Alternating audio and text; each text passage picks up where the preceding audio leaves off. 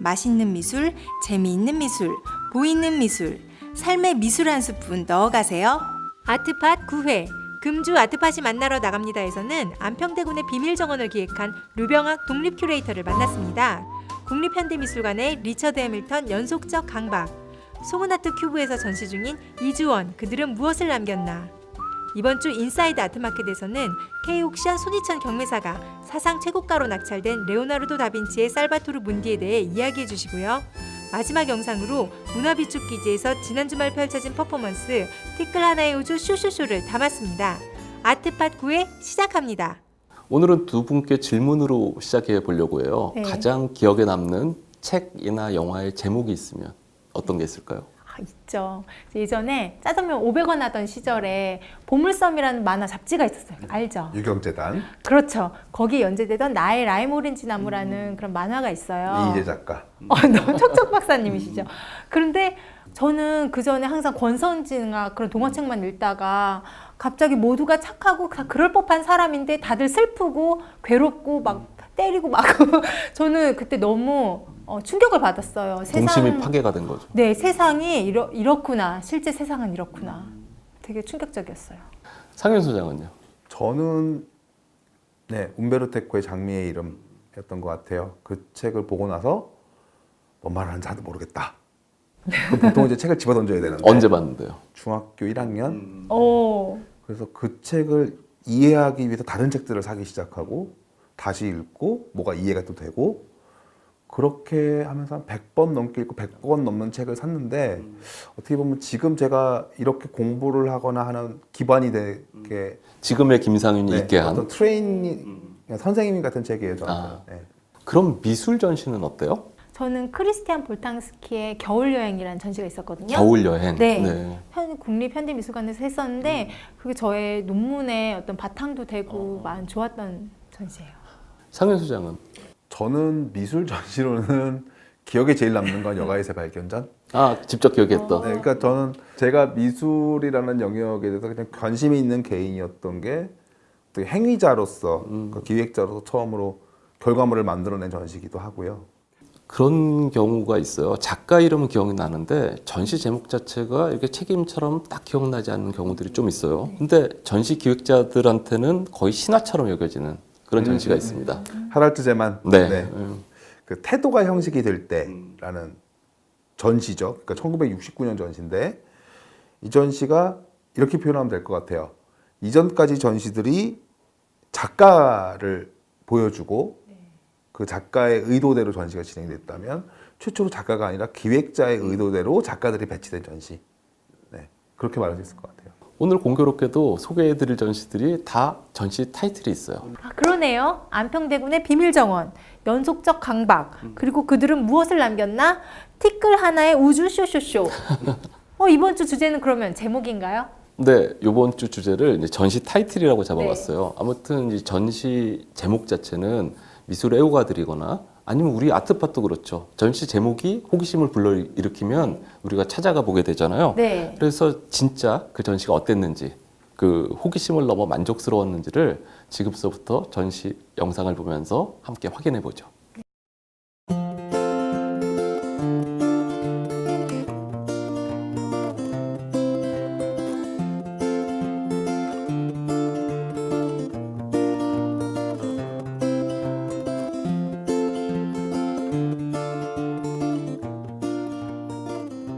이 전시는 사실 자한미술관에서 오래전부터 기획을 해왔던 전시의 한 부분입니다.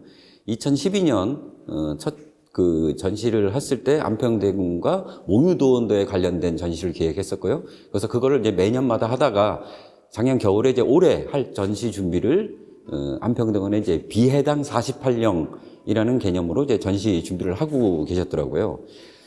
들리는 말에 의하면은 그때 안평대군이 비해당이라는 이런 그 당호를 가지고 집을 짓고 그리고 거기에다가 이제 뭐 꽃들도 심고 나무도 심고 여러 가지 그 기물들을 해놓은 상태에서 안견한테 48경을 그림을 그리게 했었다는 이런 그런 짐작되는 추정이 나옵니다. 그래서 그거를 가지고 이제 시를 쓴 거죠.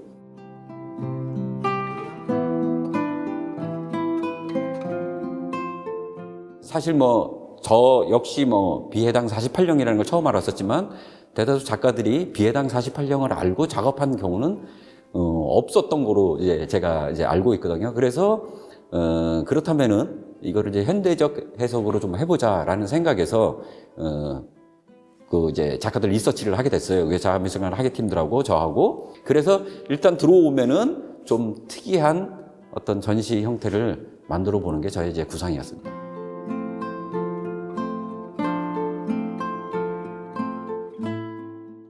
이 자아미술관을 올라오면 진짜 마음 잡고 올라오셔야 되는데 걸어오시다 중간에 좀 쉬어야 돼요. 그럼 쉬어서 뒤를 돌아보시면 풍광이 좋습니다. 그리고 또 올라오시다 보면 또 돌아보면 또 풍광이 좋고, 그래서 마지막까지 이 자아미술관 올라오시면은 숨이 많이 거칠으신데 돌아보시면 정말 48경이 아니라 한 480경을 여러분들이 만나시게 될 겁니다. 이 전시는 작가들도 물론 좋은 주제를 가지고 열심히 작업을 한 작품도 있지만 이 기획자가 정말로 고민을 되게 많이 한 전시기도 해요. 그리고 사실 여기가 좀 장소가 조금 접근하기가 좀 힘들어요. 걸어가기도 어렵고 차로 가면 이렇게 되게 좁아서 맞은편에서 차 오면 후진도 다시 해야 되고 막 이런 그 접근하기가 어려운 곳이죠. 예. 근데 그런 약점을 오히려 장점이 되도록 네, 그러니까 거기까지 올라오는 거 힘들지만 올라오고 나면 올라온 만큼의 가치가 있게 네, 자기 경험들이 가치가 있는 그런 전시를 만드는 데 성공하신 것 같아요. 저는 이제 인터뷰하면서 고백을 갖다 했는데 부제가 비해당 48형이에요. 무슨 말인지 잘 모르잖아요. 네. 그래서 저는 그걸 비해당자 48명인가 뭐 그 정도로 했었는데 이 비해당 48형이라고 하는 시가 있었더라고 해요. 근데 거기서부터 기획자의 상상력이 덧붙여진 전시가 된 거죠. 저도 그 처음 알았어요. 안평대군의 당호가 비해당이라는 것도. 아셨어요? 모르죠. 근데 그 모를 때 모른다고 하는 게 사실 기획자한테는 되게 어려운 거거든요. 왜냐하면 기획자가 의도가 있고 그 의도가 결과적으로 형태로 나오는 건데 내가 몰랐는데 의도가 어떻게 있어라는 지점이 사실은 좀 어려운 지점이 돼요, 기획자는. 그래서 사실 기획자가 뭘 모른다고 말하기가 되게 어렵죠. 근데 이 전시에서 유병학 기획자는 그 지점을 하고도 간 거죠. 나도 사실은 잘 모르고 이 안평대군에 대한 이야기들은 내가 여기서 이 전시를 기획하기 이전에 이 미술관에서 1년 반 동안 자료 정리와 조사들이 쭉 있었고 나는 거기다가 지금의 이 형태로 보이도록 살을 붙인 것에 지나지 않는다는 이 정의는 사실 기획자로서 하기 어려운 말이기도 해요. 그 실제로 이 전시장 2층에 가보시면 이 안평대군에 관련된 이야기들이 쭉 모여서 이렇게 또 따로 전시를 해놨어요. 그것들을 한번 쭉 보시고 나면 전체적인 전시 구조가 다시 한번 이해되는, 네, 그래서 한번 1층 쭉 보시고 2층 가셨다가 다시 1층 보셔도 괜찮은 전시라고 생각합니다. 밖에도 한번 보고. 그렇죠. 근데 미술관의 이런 연구에 이런 이병학 큐레이터님의 독특한 상상력이 이렇게 더해져서 전시가 정말 재밌었던 것 같아요. 관객이 이렇게 전시장에 들어가서 아, 이게 그 향일 규화라는 그 해바라기구나. 또 여기 난초가 하나 있으면은 아, 이게 그 오설란의 난초구나. 이렇게 직접 48형을 하나하나 전부 48개가 있는 건 아니지만 이렇게 발견해내는 재미도 되게 재밌었어요. 전 그러고 재밌게 놀았고 또 나올 때 목멱청운이라는 게 있었잖아요. 남산은 사실 지금은 잘 안 보이지만 못지않은 북악산과 저기 북한산에 구름이 들여져 있는 거예요. 그래서 이런 48형을 자기 스스로 하나씩 발견하는 재미도 좋은 것 같아요.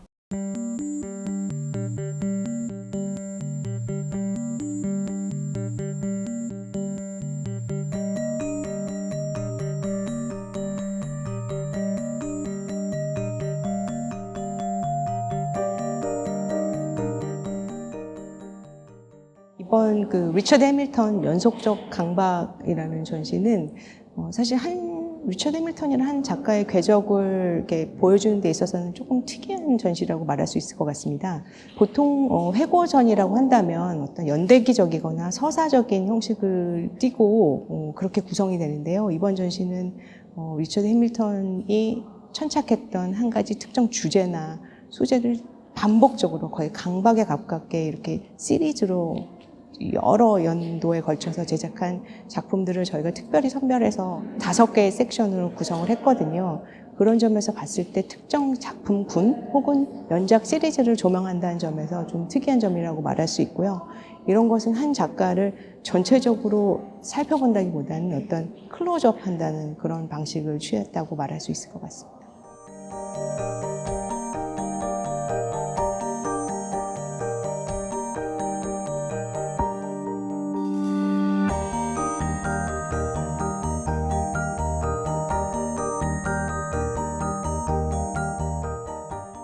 에피소드 혹은 성격, 남겨진 어떤 유산들 이런 거를 살펴봤을 때 좀 기억나는 부분은 리처드 해밀턴 자체가 굉장히 얼리 아답터여서 요즘 하는 얘기로 커미션 워크처럼 어느 회사에서 지정을 받아서 컴퓨터 하드 자체를 디자인한 적도 있고 새로 나온 신상, 차, 오디오 이런 것들을 끊임없이 이렇게 소비하면서 그 안에서 어떤 미학적인 부분을 탐닉하고 그렇게 탐닉했던 것들을 또 이런 토스터나 이런 시리즈들에 반영해서 작품을 제작할 만큼 시대적인 변화나 소비 문화에 대해서 굉장히 긍정적인 태도를 취했었다는 얘기를 들었습니다.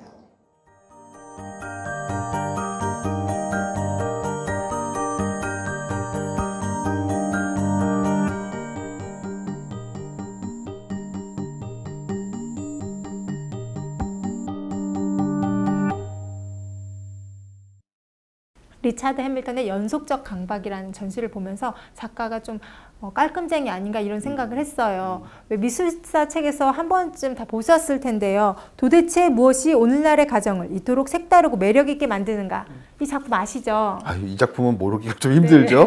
우선 이 전시에 그 작품이 와 있지는 않아요. 지금 찾아보니까 독일에 있더라고요. 근데 해밀턴이란 이름을 몰라도, 리차드 해밀턴을 몰라도 사실 이 작품을 보고 나 이거 본 적 있어 하실 분은 굉장히 많으실 거예요. 이게 팝아트라는 범주를 해석하는 사람들도 굉장히 크게도 해석하고 여러 가지로 해석하지만 이 작품은 마치 그 팝아트라는 문을 열 때 입구에 붙어 있는 간판 같은 느낌? 네, 실제로 이게 책 제목이나 아니면 챕터 제목으로 이제 이미지가 같이 있는 경우가 너무 많죠. 이번 전시는 그 국립현대미술관에서 한다라고 하면 보통 이제 연대기적으로 작품들을 굉장히 여러 개 복수로 많이 보여줄 것 같은데 이번 전시는 접근 방식이 독특해요. 전시 제목에서도 알 수 있듯이 연속적 강박, 거기에 대해서 작품을 풀어냅니다. 보통의 경우는 어떤 작가가 한 주제를 계속 작업을 할 경우에는 변주, 그러니까 주제를 변주하려는 노력들이 있죠. 왜냐하면 기법들은 거의 정해져 있는 경우가 많아요. 근데 해밀턴의 이 전시는 기법들을 계속 바꿔요. 주제는 오히려 그대로 유지하면서 그것도 이게 단시간 동안의 한계로 굉장히 긴 시간 동안 반복해 가면서 같은 주제들을 입체로도 만들었다가 토스터나 믹제거처럼 믹제거의 그 마약 영상이 나왔던 걸 캡처한 장면이라든가 아니면 토스터에다가 계속 이미지들을 밀어넣는 방식이라든가 둘 다 이 자체가 굉장히 강박적으로 내가 하고 싶은 말을 더 정확하게 더 섬세하게 하고 싶어라는 어떤 욕심들이 계속 보이는 거죠. 그러니까 한 작품만으로는 이걸 이해하기가 어렵고 이렇게 쭉 늘어났을 때 리차드 해밀턴이 이런 욕구가 있었구나, 욕심이 있었구나라는 점이 보인다는 점에서는 저는 해밀턴의 어떤 지점을 되게 잘 잡아낸 전시다라고 생각해요. 그리고 이 전시를 보고 리처드 해밀턴에 대해서 좀 알아봤는데요. 재밌는 걸 발견했어요. 비틀즈의 더 화이트 앨범 표지를 이분이 디자인을 하셨더라고요. 믹제거 하나 연작한 것도 그렇고 이 당시의 미술가들이 이런 셀러브리티들과 어떤 관계를 맺고 네트워크를 가지는지 그런 걸 짐작할 수 있었어요.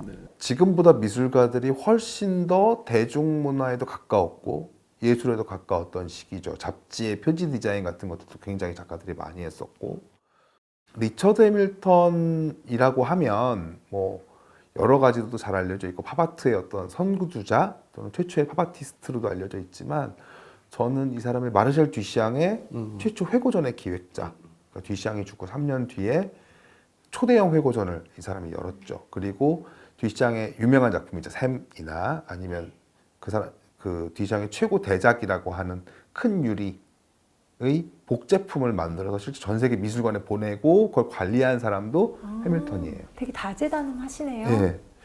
그래서 사실 지금으로 따지면 어떤 현대 미술이 가지는 어떤 경향성에 영향을 되게 크게 미친 사람이다라고도 할 수 있을 것 같아요. 저는 리처드 해밀턴 자료를 국내 미술시장 경매 사이트죠. 거기서 한번 좀 검색을 해봤어요. 그랬더니 그 미국 팝아티스트 앤디 워홀이나 리텐슈타인은 국내에서 소장자도 많고 거래도 많이 됐더라고요. 근데 리처드 해밀턴은 거의 자료가 없어요. 그게 아마도 전시나 어떤 계기가 없어가지고 사람들한테 어떤 정보를 못 줬던 것 같아요.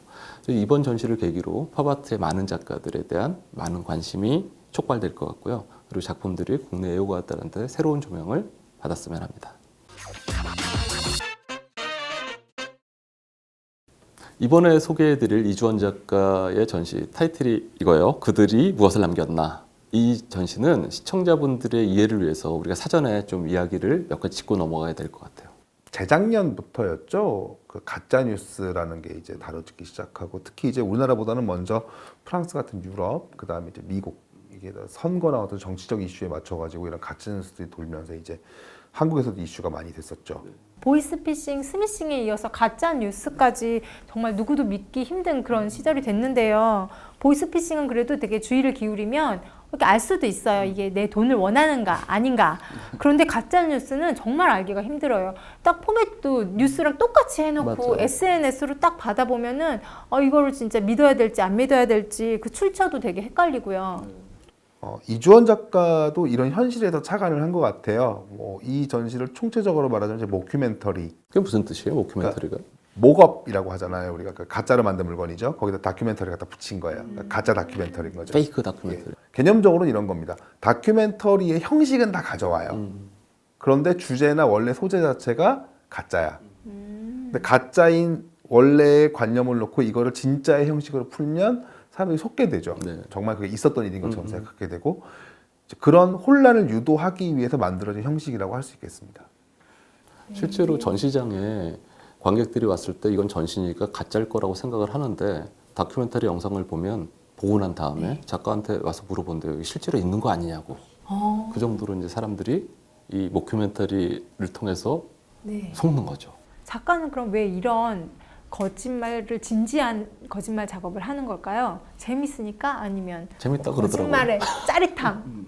작가는 물론 재밌었을 거예요. 이걸 하면서 사실 무서운 거죠. 우리가 어떤 정보를 받아들일 때 이게 뉴스라는 그리고 이게 다큐멘터리라는 형식을 갖고 있으면 우선 믿는 그런 거에 대한 일종의 주의 환기. 자, 위험할 수도 있어. 자, 이건 가짜야. 하지만 이것도 진짜라고 느낄 수도 있으면 다른 걸 우리가 진짜라고 속이려는 걸 얼마나 네가 속기 쉽겠니라는 질문인 거죠.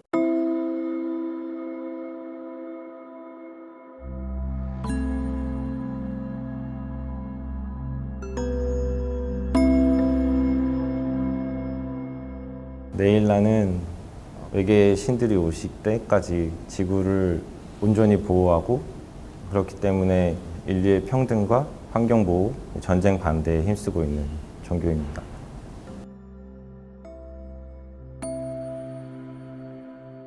유학 도중에 제가 영어가 모국어가 아니기 때문에 나오는 오해의 지점들이 재밌었던 것 같아요. 그래서 그 지점들을 어떻게 작업으로 만들 수 있을까라고 생각하다가 만우절에 처음 한국에 괴물이 있다는 모큐멘터리 작업을 만들어서 올렸었어요, 한때.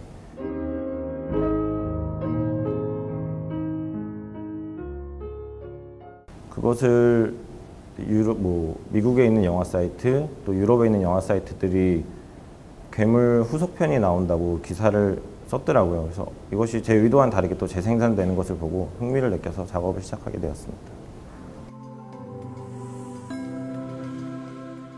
수인은 영상 속에서 이제 나오는 것처럼 지금까지 시간을 계산해 보니까 부처에서 예수까지의 기간이 얼마 안 됐었고 그래서 세 번째 신과 네 번째 신으로 지정하고 그 후의 시간이 현재까지 굉장히 있어서 그 중간중간에도 신이 있었다고 하고 지금의 신이 7번째 신이다라고 해서 이 손모양의 7번째를 뜻하는 것으로 컨셉을 잡고 그것을 수인을 만들었습니다. 이게 풍자라고 하는 것이 맞겠지만 그 풍자를 굉장히 진지하게 하고 싶었어요. 그래서 저는 다큐멘터리 형식도 가져오고 정말 뭔가 진지한 것에 있는 그런 박물관이나 어떻게 보면 종교에서 숭배하는 그런 상, 또 교회의 첨탑 같은 그런 형식들을 가져와서 이게 풍자인데 왜 이렇게 진지하지 해서 좀 더 한번 타협할 수 있는 기회를 주는 것이 재밌지 않을까라고 생각했던 것 같습니다.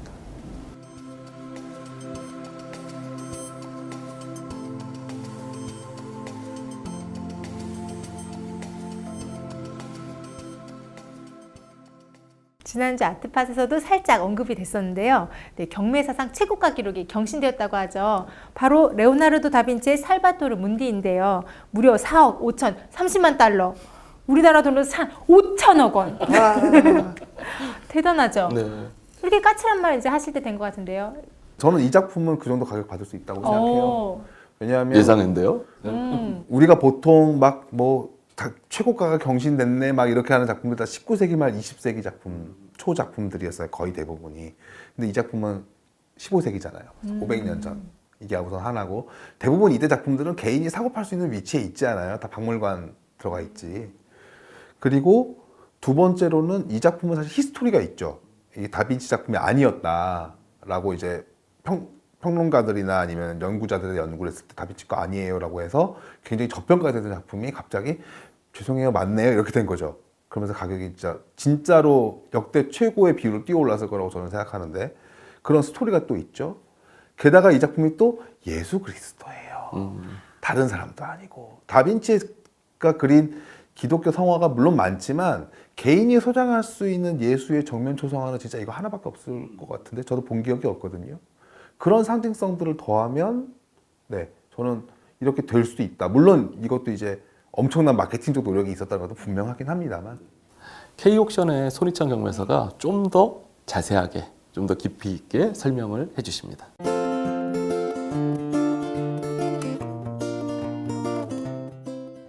지난달 16일 미술품 경매사상 최고가가 경신됐었죠. 르네상스 시대 천재 화가 다빈치의 살바토르 문디가 바로 그 작품입니다. 살바토르 문디는 구세주라는 뜻인데요. 오른손의 검지와 중지는 하늘을 가리키고 있는데 이는 축복을 내린다는 뜻입니다. 왼손의 유리구슬은 우리가 사는 세상을 의미하죠. 그러니까 예수께서 세상에 축복을 내린다는 뜻입니다.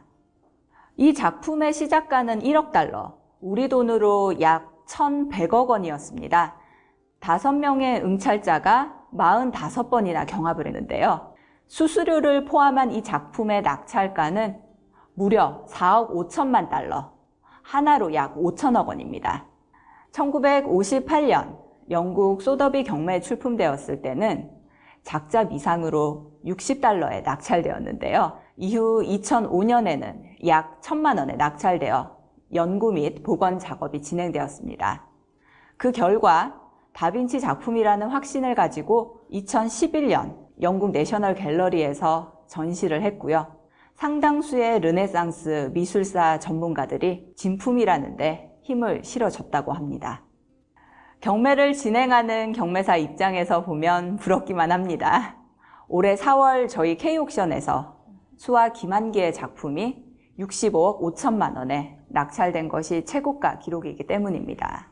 물론 앞으로 계속 최고가 기록은 경신되겠지만 우리나라, 우리 작가에 대한 가치 평가는 우리가 스스로 해야 하기 때문에 해야 할 일과 가야 할 길이 많고 깁니다. 12월은 경매사들이 올해를 마무리하는 대형 경매를 시작하는 달이기도 합니다. 추운 날씨지만 경매 프리뷰와 경매장에 들리셔서 좋은 작품들 감상하시고 소장도 하시는 열정이 보인다면 조만간 우리나라 작가들 작품도 세계 뉴스에 멋지게 소개될 날이 멀지 않았다고 생각합니다.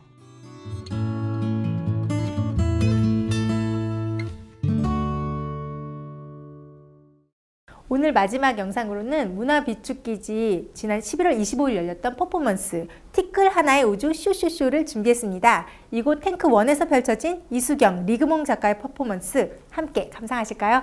예, 여기는 문화비축기지, 옛날엔 석유비축기지였죠. 네. 공간은 되게 재밌어요. 가보시면 원래 이런 설계 자체가 문화를 기준으로 설계됐던 곳이 아니기 때문에 공간을 어떻게 고쳐 사용하는가에 대해서는 굉장히 많은 재미있는 지점들이 있습니다. 네. 이곳이 조금 진짜 비축이 될 때까지 좀 오래오래 갔으면 좋겠어요. 12월이에요. 우리 바쁘셨다면 남아있는 한 달은 나를 위해서 보내보는 것도 좋을 것 같아요. 뭐 밀어놨던 책이나 뭐 영화도 보고요. 미술 전시장도 가보고요. 그리고 송년회 핑계로 술만 너무 마시지 말고 다음 주에 건강한 모습으로 다시 만나요. 안녕. 안녕. 안녕.